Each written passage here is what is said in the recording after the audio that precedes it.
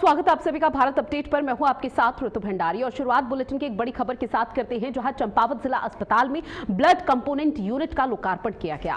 बड़ी खबर, करीब 50 लाख की लागत से बनी यूनिट मुख्यमंत्री पुष्कर सिंह धामी ने वर्चुअल माध्यम से लोकार्पण किया। अब स्थानीय स्तर पर जरूरी रक्त घटक मिलेंगे। स्वास्थ्य सुविधाओं के सुदृढ़ीकरण की दिशा में ये बहुत बड़ा कदम माना जा रहा है। तो मुख्यमंत्री पुष्कर सिंह धामी ने वर्चुअल माध्यम से उसका लोकार्पण किया है और इसमें ये बड़ी सौगात मानी जा रही है, क्योंकि अब स्थानीय स्तर पर जरूरी रक्त घटक मिलेंगे। तो ये बड़ी खबर, जहां स्वास्थ्य सुविधाओं के सुदृढ़ीकरण को लेकर इस दिशा में ये बहुत बड़ा कदम है और इसके साथ ही चंपावत जिला अस्पताल में ब्लड कंपोनेंट यूनिट का लोकार्पण किया है, क्योंकि अमूमन तौर पर देखते हैं कि कई बड़े हादसे घटित हो जाते हैं जहां पर खून की कमी हो जाती है। ब्लड बैंक में किसी भी तरह से खून नहीं बचता, जिसकी वजह से मरीज की जान भी चली जाती है, लेकिन अब ऐसा नहीं होगा। चंपावत जिला में कंपोनेंट ब्लड का यहां पर लोकार्पण किया है, इस यूनिट का लोकार्पण किया है। करीब 50 लाख की लागत से ये यूनिट बनी है। जो तस्वीर आपकी टीवी स्क्रीन पर साझा कर रहे हैं, सीएम पुष्कर सिंह धामी इस दौरान खुद वर्चुअल जुड़े और लोकार्पण किया।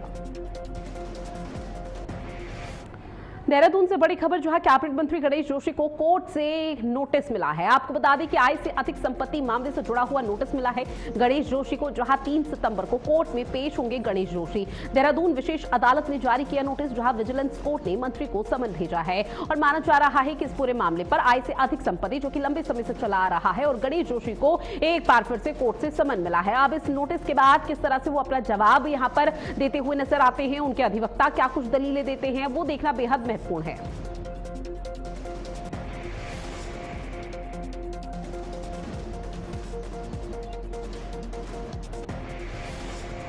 उत्तराखंड बीजेपी ने सांगठनिक जिलों के प्रभारी बदल दिए हैं। बड़ी खबर, फेरबदल हुआ, सभी सांगठनिक जिलों के नए प्रभारी नियुक्त कर दिए गए। सह प्रभारियों के नामों का भी ऐलान किया गया, जहां प्रदेश अध्यक्ष महेंद्र भट्ट की सहमति से सूची जारी कर दी गई। तो बड़ी खबर, प्रदेश महामंत्री कुंदन परिहार ने जारी की है सूची। सभी सांगठनिक जिलों के लिए नए प्रभारी नियुक्त कर दिए गए हैं। इसके साथ ही आपको बता दें कि इस पूरे मामले को लेकर उत्तराखंड बीजेपी ने सांगठनिक जिलों के प्रभारियों के तबादले कर दिए गए हैं। तो ये बड़ी खबर आप तक साझा कर रहे हैं, जहां सभी सांगठनिक जिलों के लिए नए प्रभारी नियुक्त किए गए हैं और अब इसको लेकर बाकायदा एक सूची, एक फेहरिस्त जारी कर दी गई है। सह प्रभारियों के नामों का भी इस दौरान ऐलान कर दिया गया है।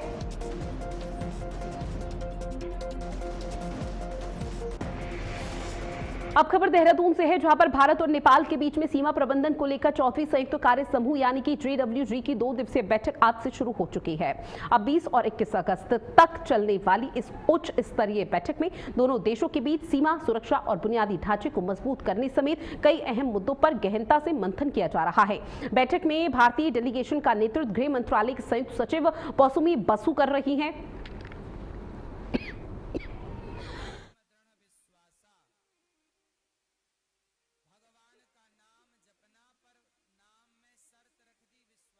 साथ ही आपको बता दें कि नेपाली दल की अगुवाई में गृह मंत्रालय के संयुक्त सचिव आनंद काफले कर रहे हैं। बैठक का फिलहाल मकसद ये है कि दोनों देशों के बीच में सीमा प्रबंधन को और बेहतर बनाना और आपसी समन्वय को और मजबूत करना।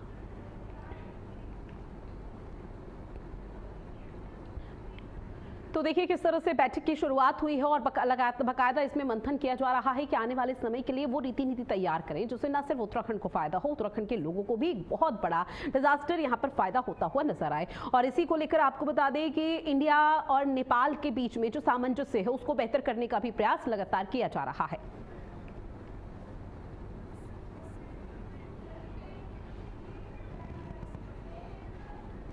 साथ ही उत्तराखंड के 6 जिलों में भारी बारिश का अलर्ट जारी कर दिया गया है। देहरादून में भारी बारिश के चलते स्कूल फिलहाल बंद करने के आदेश दे दिए गए हैं। बारिश, बाढ़ और भूस्खलन से जनजीवन अस्त व्यस्त है। प्रमुख नदियों का जलस्तर तेजी से बढ़ने का खतरा लगातार मंडरा रहा है। पहाड़ों में भूस्खलन हो रहा है, वहीं क्लाउड बर्स्ट की चेतावनी दी गई है। नदी नाले उफान पर है और अलर्ट जारी किया गया। मानसून में प्राकृतिक आपदाओं से अब तक कई लोगों की मौत हो चुकी है। आगे इस तरह से कोई बड़ी आपदा ना होने पाए, इस चीज का भी ध्यान दिया जा रहा है।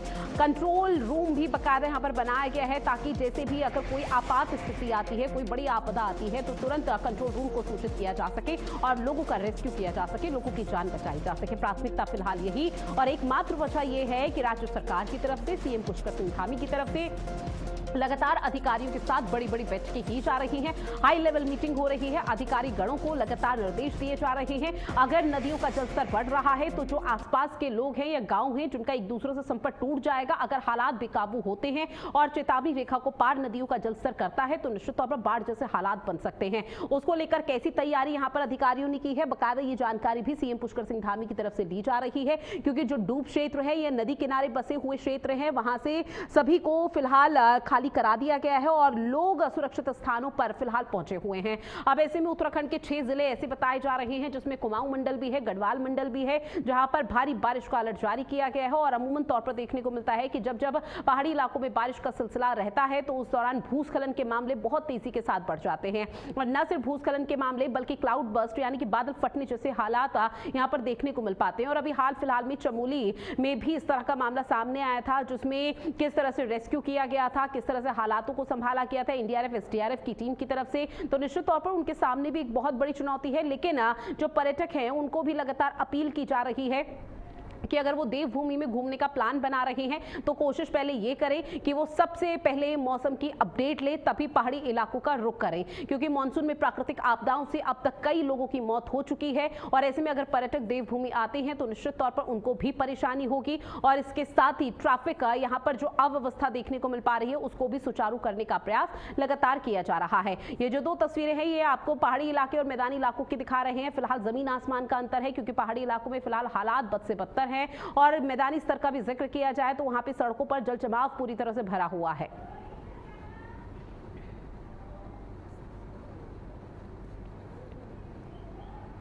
तो ऐसे में नदियों का जलस्तर भी बढ़ रहा है, जिसकी वजह से लोगों को परेशानी हो रही है।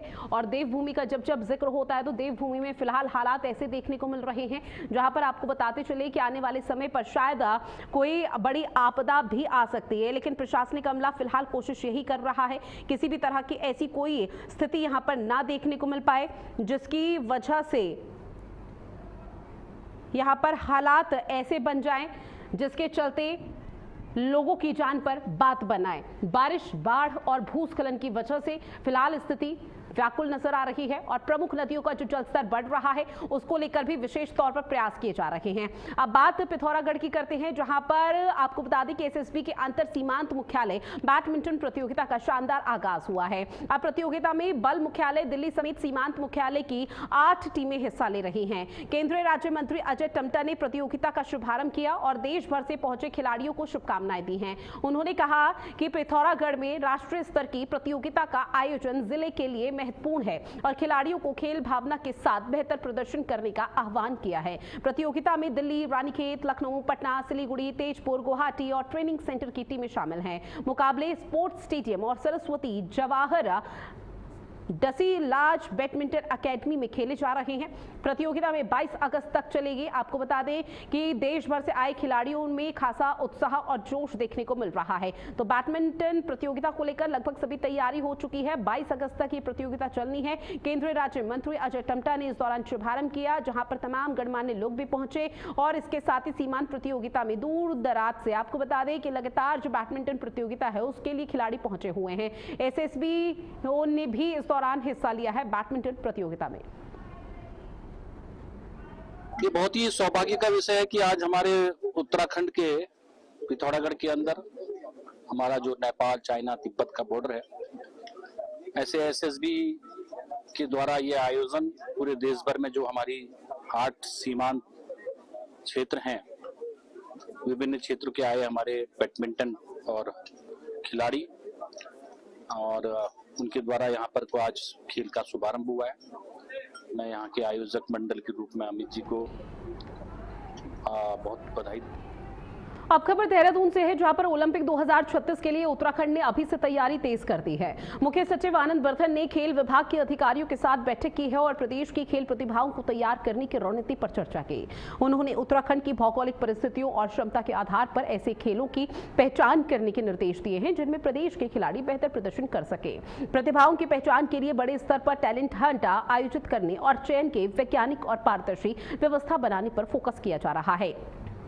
साथ ही शुरुआती चरण में 100 से 150 प्रतिभावान बच्चों को चिन्हित किया गया। तत्काल प्रशिक्षण शुरू करने के निर्देश दिए गए। इसके साथ ही स्कूली स्तर से ही खिलाड़ियों की पहचान, बेहतर कोचिंग, फिटनेस और प्रशिक्षण सुविधाएं उपलब्ध कराने पर फोकस किया गया है। मुख्य सचिव ने स्पष्ट कर दिया है कि ओलंपिक 2036 को ध्यान में रखते हुए प्रतिभाओं को तैयार करने का काम अब मिशन मोड में किया जाए।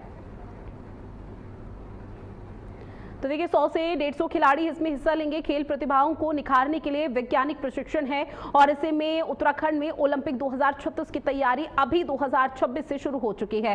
हालांकि 10 साल का समय है, लेकिन अब पहाड़ी इलाका है तो चुनौती भी निश्चित तौर पर बहुत ज्यादा है। और ऐसे में जब खिलाड़ी दूर दराज से यहाँ पर ओलंपिक के लिए पहुंचे तो निश्चित तौर पर उनको किसी तरह की परेशानी नहीं होनी चाहिए। खेल प्रतिभाओं की वजह से उत्तराखंड का नाम होगा और विश्व भर में इसकी पहचान भी होगी। 2047 का जो यहाँ पर विकसित भारत का संकल्प लेकर चल रही है राज्य सरकार, केंद्र सरकार, उसमें उत्तराखंड देवभूमि की एक नई पहचान अमिट होगी और उसी को लेकर लगातार जो 2036 में ओलंपिक की तैयारी करनी है उसको लेकर साल 2026 में ही शुरू कर दी गई है। अब ऐसे में राज्य सरकार की तरफ से सीधे तौर पर यह मैसेज देने का प्रयास है कि आने वाली चुनौतियों के लिए हम पूरी तरह से तैयार हैं। जब देवभूमि में दूर दराज से खिलाड़ी आएंगे, विश्व भर के खिलाड़ी आएंगे, तो वो भी देखेंगे कि आखिर उत्तराखंड की खूबसूरती क्या है, वो भी निहारेंगे कि उत्तराखंड आखिर कितना सुंदर है और किस तरह से लोग उत्तराखंड देवभूमि पहाड़ी इलाके को सबसे ज्यादा पसंद करते हैं।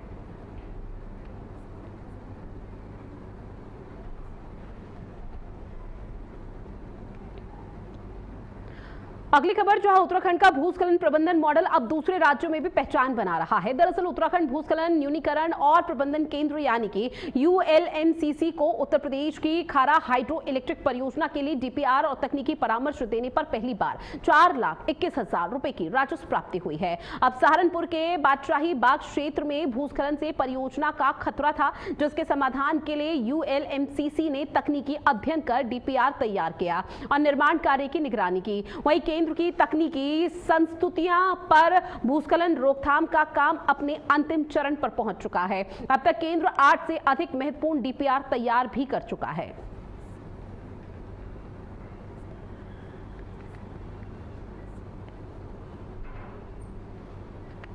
तो उत्तर प्रदेश की खारा परियोजना में राज्य की विशेषज्ञता, जहां अंतिम चरण में पहुंचा भूस्खलन रोकथाम का काम।